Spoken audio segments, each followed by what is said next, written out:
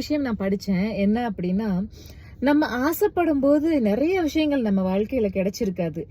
உதாரணமா சின்ன வயசுல வந்து ரிமோட் காருக்கு ஆசைப்பட்டிருப்போம். நிறைய டாய்ஸுக்கு ஆசைப்பட்டிருப்போம். நான் வந்து பிசினஸ் கேமுக்கு ஆசைப்பட்டிருப்பேன். எங்க அக்கா ஒருத்தவங்க அத வச்சிருப்பாங்க. அதுக்கு நான் ஆசைப்பட்டிருக்கேன்.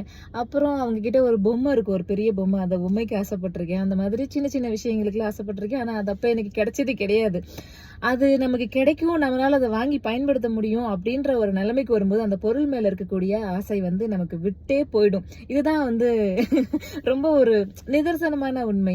ஸோ என்னென்ன விஷயங்கள் நம்ம வாழ்க்கையில கிடைக்குதோ, அந்த விஷயங்கள நம்ம சந்தோஷமா எடுத்துக்க பழகிட்டோம்னாவே வாழ்க்கை அழகா இருக்கும். கிடைக்கல அப்படிங்கிறதுக்காக டிசப்பாயின்ட்மெண்ட் ஆகவும் வேண்டாம். கிடைச்சது அப்படிங்கிறதுக்காக ஆடவும் வேண்டாம்.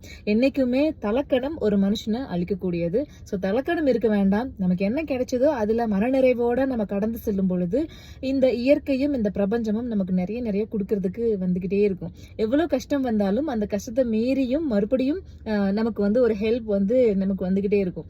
அதை ஃபாலோ பண்ணவே போதும். ஸோ நமக்கு ஆசைப்பட்ட நேரத்துல கிடைக்கல அப்படிங்கிறதுக்காக வருத்தப்பட வேண்டாம். கிடைக்கக்கூடிய விஷயங்களை நினைச்சு சந்தோஷப்பட்டு வாழ்க்கையை மகிழ்வோட கடந்து செல்வோம். நன்றி.